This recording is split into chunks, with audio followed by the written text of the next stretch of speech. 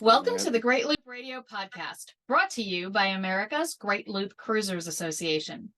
We're dedicated to sharing Great Loop information and inspiration with those actively cruising, planning for, or dreaming about a Great Loop adventure. I'm Kim Russo. I'm the director of AGLCA.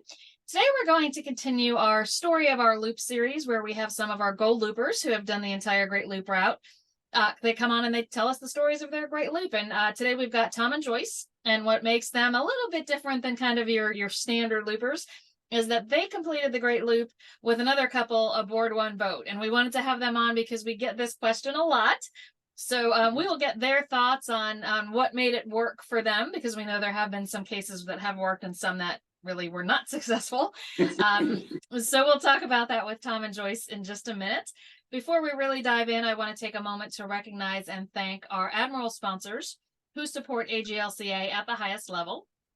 They are Curtis Stokes and Associates, Great Loop Yacht Sales, Passage Maker Trawler Fest, Skipper Bob Publications, and Waterway Guide Media. As always, we encourage our listeners to support these businesses that support the Great Loop. And with the business out of the way, I'd like to officially welcome Tom and Joyce Schulke to Great Loop Radio. Thanks for joining me. Thanks for having us. Yeah, well, we kind of, gave the spoiler alert already. What kind of makes you unique is that you did the Great Loop with another couple aboard. But let's just kind of start from the beginning. Tell us a little bit about the two of you and your boating experience before you set out on the Great Loop. Well, we've owned quite a few boats through the years, and in our younger years, mostly small ones, small as canoes, skiffs, pontoon boats. But after we retired about 15 years ago, we relocated in Florida and discovered some of the great boating areas in the area. And we would go out with our Carolina skiff to Crystal River and take out day trips. One day we were visiting there and I saw this small trailerable trawler go by, a sea dory, and I just had to have one. Having a cabin boat opened up a lot of overnight and longer traveling opportunities for us. We have since boated in the Keys, the Gulf Coast. I helped a friend of mine 2 years ago take his boat across from Carabel down to Fort Myers, which was a fun trip. And his girlfriend wouldn't go along, so what can I say? And then we've spent a lot of time in Lake Superior on a trailable trawler. We also host a Sea Dory gathering here in Florida every March on the St. Johns River. We've been doing that for 10 years.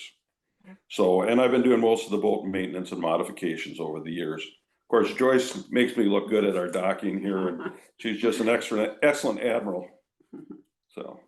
Great. Yeah. And I want to talk a little bit about the Sea Dory as the conversation goes on, because you're now on the loop on a Sea Dory.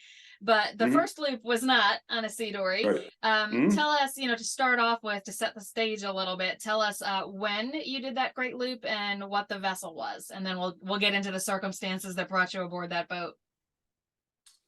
Okay, well, I think that's your area there, dear. We have written down, but that's okay. We do know this information. We left Palatka, Florida on Good Friday, April 15th, 2022. 22. And anyway, and we finished on Christmas Day in Jacksonville on Christmas Day 2022. And the boat is a 45-foot Californian. Named the Redemption. And we'll talk more about why we chose it later, but it worked well. Yeah. So go ahead and tell us, the Californian, the 45-foot Californian, is obviously a larger boat than the Sea Dory, which gave the room for the second couple. So tell us how that came about, that you found yourselves looping one boat, two couples aboard. Okay. We were friends with Lee and Jan for many years, and they're the ones we looped with. And they also had a Sea Dory 25. And we did a lot of experiences with them. And some years ago, we were relaxing on the dock on the Illinois River, and a bigger boat came by that had a looper flag. And Tom remembers it as a Camino 31. And he said to Lee, why don't you buy a boat like that and we could do the loop with you? We kind of laughed about it, but 2 years later, Lee said, guys, we're going to do this. We're going to do the loop together. And he went to a Great Loop rendezvous and he said, let the adventure begin. Exactly. And I remember meeting Lee at the rendezvous Sure. because he became very quickly my candy man. He would hand me a Everybody's Werther's candy every man. time. Every time Yeah. he walked by, he would hand me a Werther's, and that was Yeah. a much needed pick me up sometimes during a rendezvous when it's an exhausting event. So I remember Lee well, and so you mentioned you both had sea dories. Why not do the loop on the two sea dories and go together? What made you decide to get one bigger boat and the four of you to travel on the same boat? Well, I think it came down to, doing it on a sea dory. I like doing it in sections. But Lee has a point. He wanted to get a year in, do the whole loop. It was on his bucket list trip. Yeah. And for us to, on the Redemption, the California 45, we could bring oil change things. We could bring our supplies along. We were able to stay out basically the whole year without a problem. On a sea dory, that would have been quite a bit more challenging. Not that people haven't done it; they have. Right. But no, we just decided that we do it together, and he was willing to buy the boat, so we were willing to go along. Yeah. So once you're starting to talk about, two couples, one boat, a lot of times the parameters for the boat changes a little bit. So tell us, as the four of you were kind of cooking up this plan, you already mentioned that Lee was going to buy the boat. How did you decide on the Californian, and, what features were must-haves? What kind of boats did you go out looking for before deciding on the Californian? Yeah. Well, one thing we agreed, we did not want a total fixer-upper. We knew that within about a year or so, we wanted to get going. So a few mods were okay. But for the most part, had to be ready to go. We said we wanted 2 engines. We wanted a bow thruster. We wanted 2 separate berths and with separate showers and heads. And if we had an aft and a bow, that would be even the best possible. We wanted a salon comfortable enough for 4 people to hang out. We wanted a galley that 2 people could work in, a nice dinette.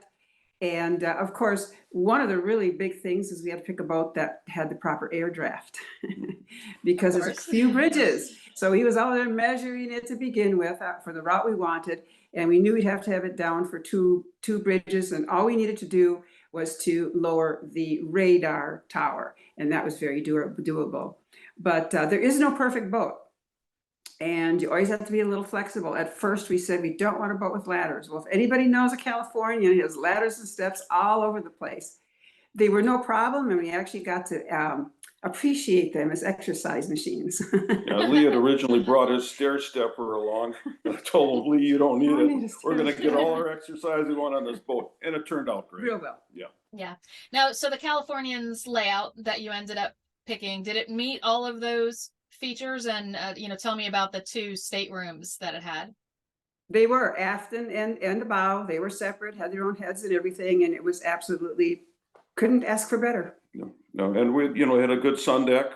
Yes. Nice fly bridge. Yes. Lee and Jan spent a lot of time in the fly bridge. We had areas that we could have our own space, and I think that's important. If you wouldn't have that on a Sea Dory 25 with 2 couples. Not with 2 couples.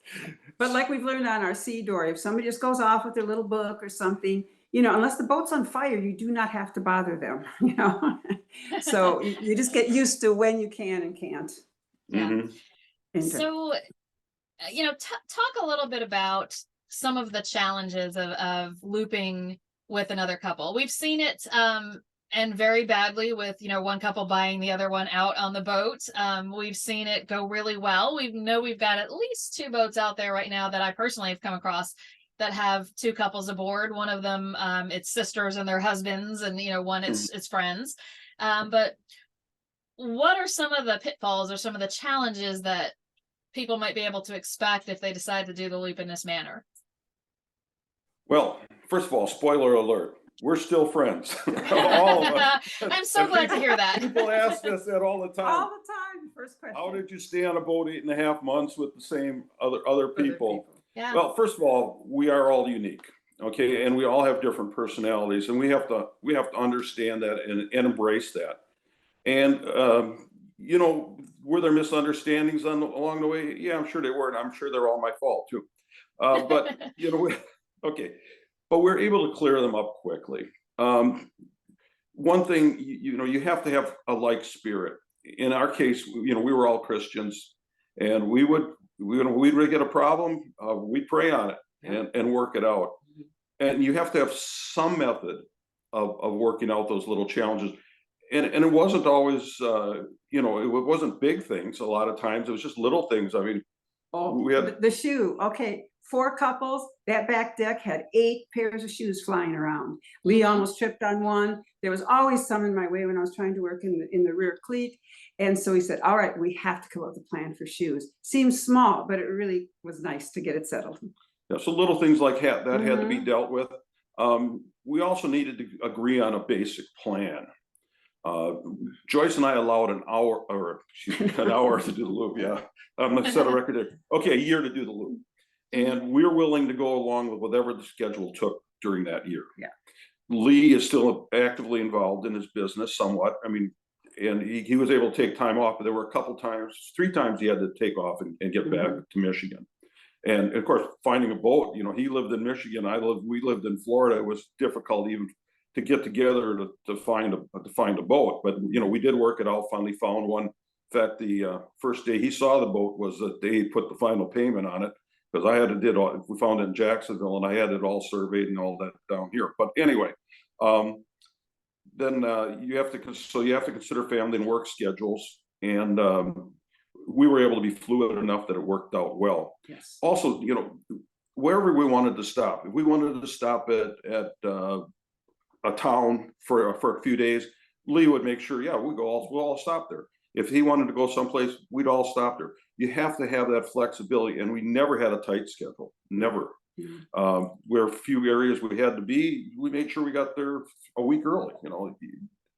You've said it, everybody said it, you can't have a schedule on the loop. So your lifestyles need to be similar. If somebody's out partying all night and the other person is quiet, it's not going to work out. It can work for the right people, but not for everybody, as you mentioned. So let me ask you this: did you have an escape plan if it was not working out after you got a few months into it? We never look back. When I commit to something, I commit to something, and we knew we were going to make it work out. I think that's why she's put up with me for over 50 years. I love that. You make it work out, and it did. The only thing that could have really ended it all is if one of us had a bad health problem. Yeah, that the youngest of us were 70, and so you never know what's going to happen. Although we were very careful always around the boat to stay away from injuries. My good friend Dr. Bob always said the best first aid is not getting hurt, and so we had and that worked. So that would have been the only thing. If somebody would have got hurt seriously, the trip would have ended, and we understood that. But that was about the only way, as far as I go. And Joyce, I loved your example about the shoes, because it's the little things that can, and I think that goes for even if just 2 people on a boat. Yes. Yes. But some of the 2 couples on a boat that I have spoken with who just couldn't make it work, talked about little things like towels that they couldn't agree on, and I thought surely it wasn't about the towels. So I think you're right that if you can kind of find a solution for the little things, it moves you in the right direction towards solving bigger things that might come up too.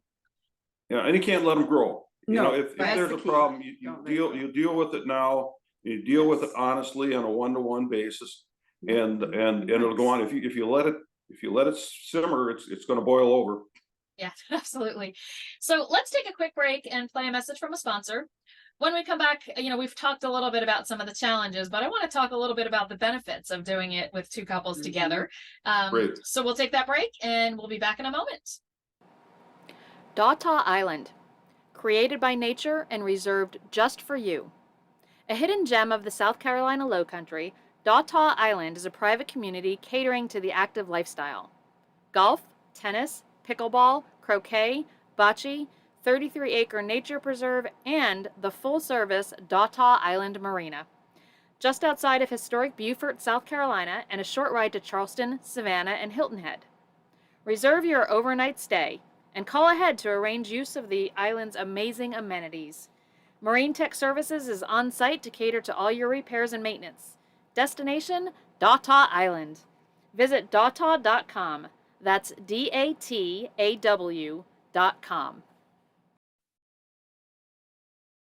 Schwartz & Company Yacht Sales is a boutique yacht sales organization and a proud supporter of AGLCA, loopers, and adventurous souls throughout the Great Lakes.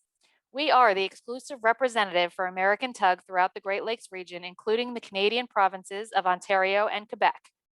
We are very active in the yacht brokerage market on both the buy side and sell side, providing our guidance and resources to valued customers. We also work with shipbuilders both in the U.S. and abroad to bring our customers' unique dreams to life. We welcome the opportunity to earn your business. We're back on the Great Loop Radio podcast. We are chatting today with Joyce and Tom. They are some of our gold loopers who completed the loop in 2022 with their friends, two couples aboard one Californian, a 45-foot Californian. And they've been sharing the details of how they made that work, because we know that it has worked for some. They're an example of that. And for others, it's proven to be a bigger challenge than they thought. So Tom and Joyce, you've been very kind in sharing some of those details. You've talked about how you avoided letting any of the challenges become, kind of deal breakers for your group. What were some of the benefits, though? You and Lee and Jan had a great time. So what were the benefits of experiencing it with your friends?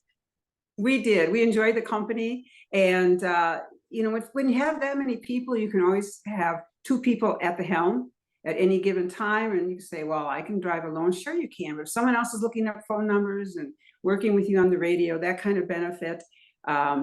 It gives you more sets of eyes to look at things if things get really tight. And I know Tom quickly let's share a little thing. You were there. Well, in Norfolk this year, everybody, we planned on spending 2 days we were across the river at Portsmouth. And that's all we planned on spending there. Well, 9 days we spent there because the weather went really bad. Yes. And then what happened is like what I call a sucker hole. I'm also a pilot, and it's just all of a sudden the clouds cleared in one spot and everybody took off, us included. Well, after probably a couple mile or two, it turned into solid fog. We found out that there was a oversized container ship coming down the channel, which we never did see, or I didn't see it, but we had one person on radar. We had one person keeping heading, and the other persons were on watch. And that really helped a lot, having that extra crew there.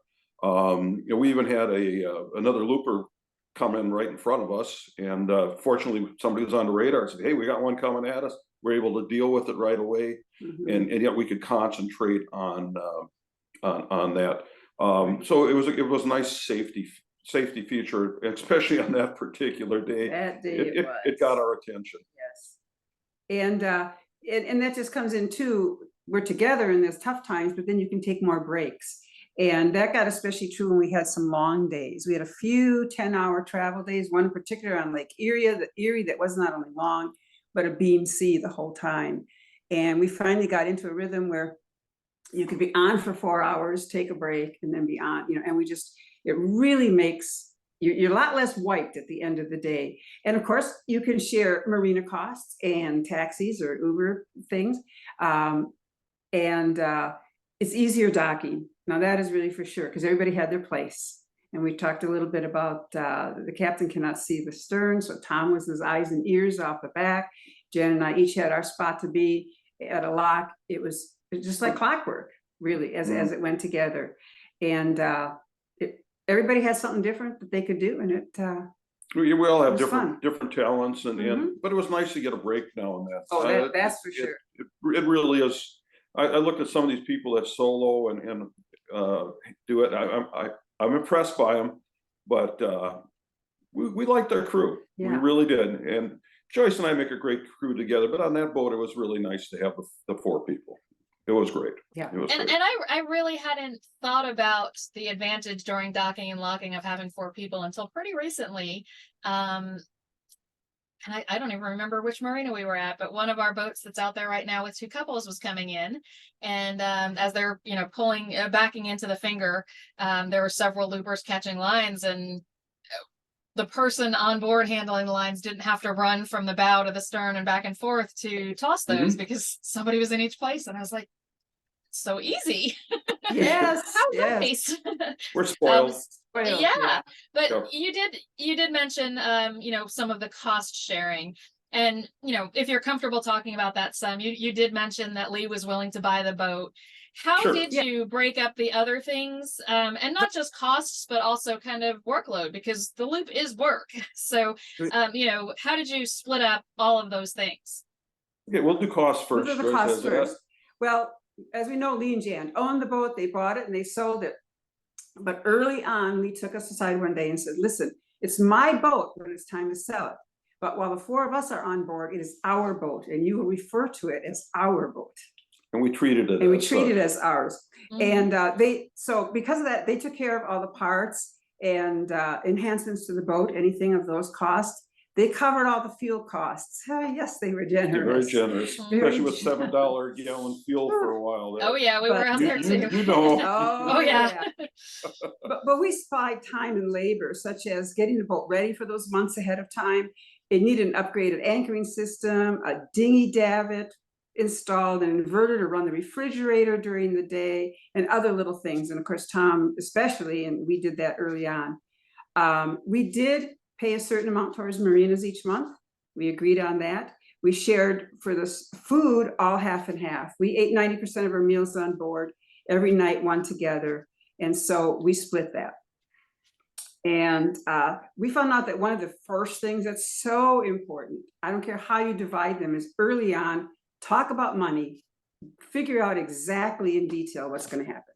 We never had a disagreement on money. Never, not at all. And for groceries, if somebody wanted something special that only they were going to eat, then they bought it on their own. But otherwise, it was a 50-50 split, and it worked really well. And you had to say, I don't care if they ate 6 pieces of chicken and we ate 5. I mean, you can't get that detail. Right. Exactly. Now, workload, Lee was a captain, okay? Captain Lee, and he did all the docking in and out of the docks. And that was a good thing. I mean, basically, he was on insurance policy for doing things like that. And I was able to be on the stern, making sure that we were backing in, telling him when to go forward, reverse, and able to help. He also ran the boat probably the majority of the hours.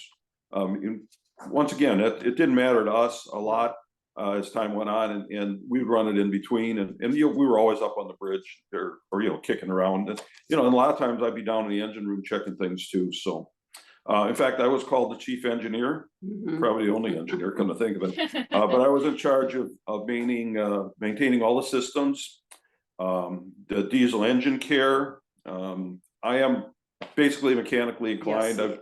I've installed most everything on our Sea Dory and able to do things. However, I had absolutely no diesel engine experience. Never owned a diesel, still never owned a diesel. So I went to see one of the sponsors from AGLCA, Captain Chris. Mm-hmm. And We can help with that. Fantastic boat maintenance, boat systems course.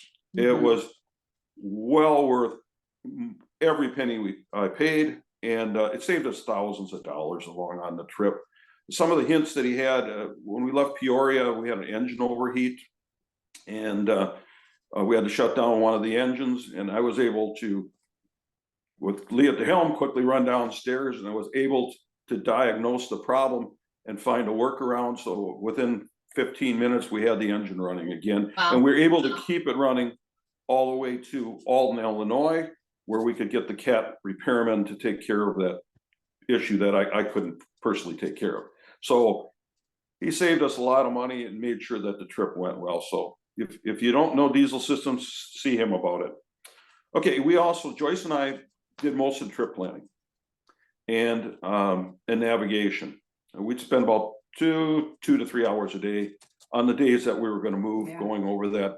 I just feel comfortable with the planning part of it. Of course, we'd always discuss, okay, we want to go to this town. Okay, but I'd always have an A, B, and C. Okay, if Mhm. we can't make it to here, we're going to go here. If we can't get there, we're going to anchor there. Most of the time, we were able to get to where we wanted to go because we did it conservatively. But it does take a bit of planning, especially getting used to tides and currents. I mean, I have some experience in that, but 6 foot and 8 footers were a little more interesting for me. But we dealt with it. Joyce and Jan cooked, and Lee and I ate. Anyway, but we all shared the galley chores. Clean up. Every night, somebody else would take a different night of cleanup.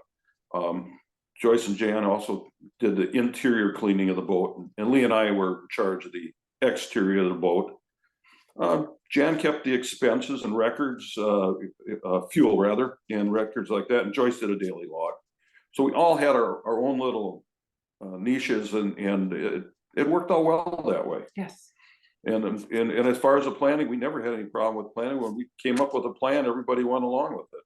So it's all good. Yeah, you're making this division of labor sound fabulous. Having 2 extra people to split that really sounds great. So any other thoughts that you would give to somebody who's contemplating, should we attempt this with friends or family members for that matter? Like I said, we've got some sisters out there right now with their husbands. Any other thoughts that they should consider beforehand? Definitely go out ahead of time and spend some time together. We used to do a lot of big scuba diving trips, and we would rent a house, and we get various couples to stay with us. And there were some couples, they were all good people. Don't misunderstand me, but we were not always compatible. And so maybe the next trip we didn't have the people come back. You need to make sure that you're compatible and you're on the same wavelength. Yes. And again, we were on a sailing trip with them. We've boated together that way. We were able to know that we could deal with things and make it all work. And if you can make it work, it makes for a fantastic trip. We can share this trip with the 4 of us. That if it's an individual boat, you meet people along the way, but you don't always get back together with them again. We get on the phone and we just laugh about what we did here or there. Yeah. There's advantages. Fun. Awesome. So it sounds like it went very well. So would you do it again with another couple if the opportunity arose? I am glad that we did it the first time. Yes. And I would, but as far as doing it a second time that way, probably not. It takes a year out of our life. I spent a lot of time working on the boat, which I enjoy. We were good.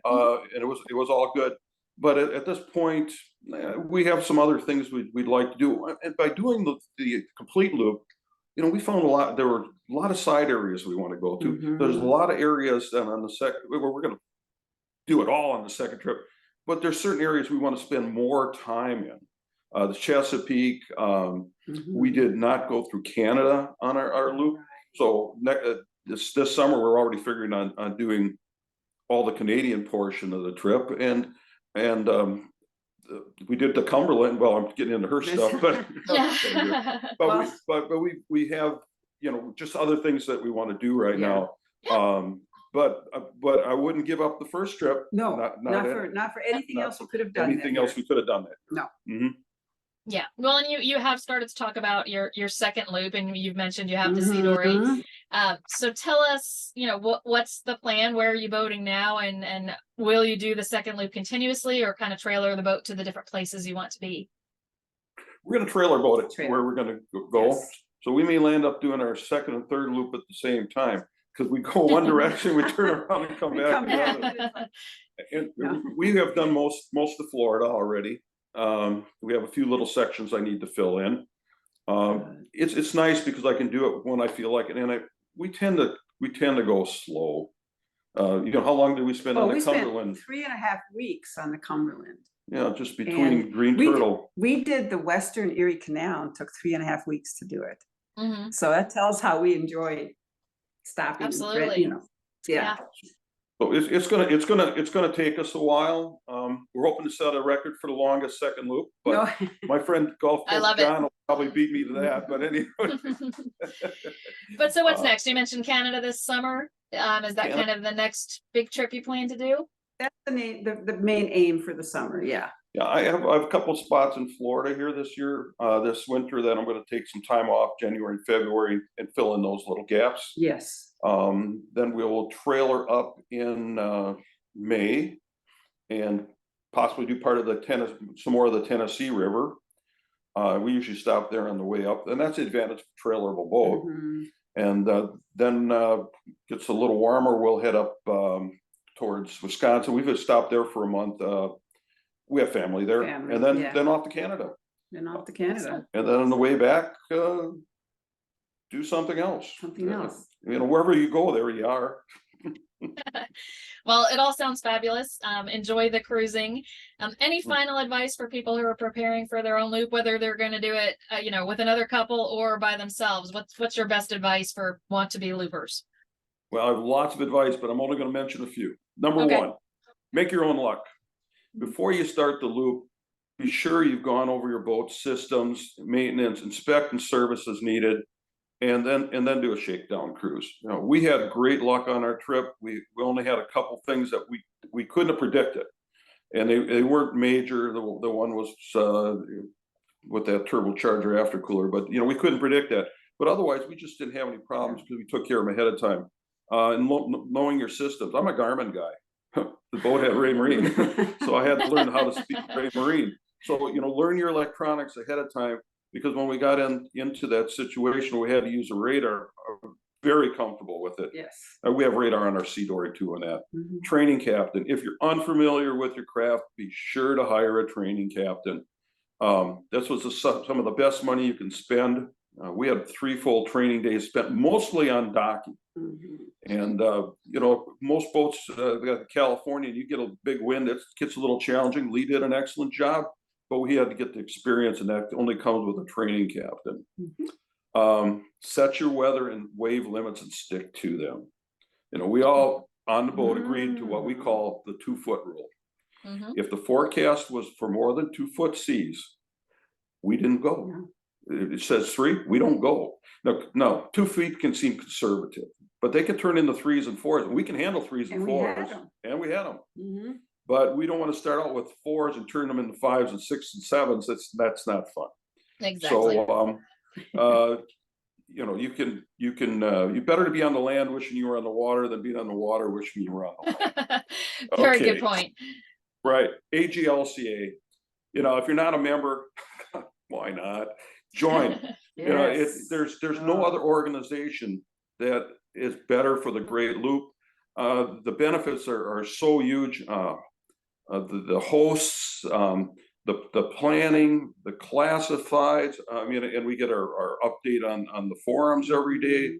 The weather planning across the Gulf. I mean, I could go on and on and on. If you're not a member, you should be. And watch some YouTube videos too. And part of that, you know, our favorite one happens to be Soho and Joe, Jen and you know them. And we met them on the loop, and they're real down to earth. They kind of cruise like we do, not in a big hurry. And you know, they're just good people. If you're not watching something like that, you should listen to right people. And I guess in closing, completing the loop on the Redemption was a life-changing journey with memories that are just going to last forever. So if you're considering doing the loop, start preparing now. Yes. You know, there's an old saying, I know it, every journey starts with the first step. Take that first step and get going on it. You won't regret it. Right. My thoughts. And that is a great way to close. I could not have said it better myself. This has really been a great conversation, because, you know, we get questions about 2 couples aboard, and I think for when it doesn't go well, it makes for, in some kind of weird way, it makes for a great story. So I love to hear the success stories, because I don't want people to be deterred. You're right, everybody's different. There are ways to kind of handle preemptively the problems that could come up. So I'm thrilled to share this success story for That Way of Looping today, and I want to thank you both for coming on and sharing it. And please give Lee and Jen my best the next time you talk with them. We'll do We'll be that. talking Probably today. Probably today. Well, tell Lee I am missing my Werthers. So.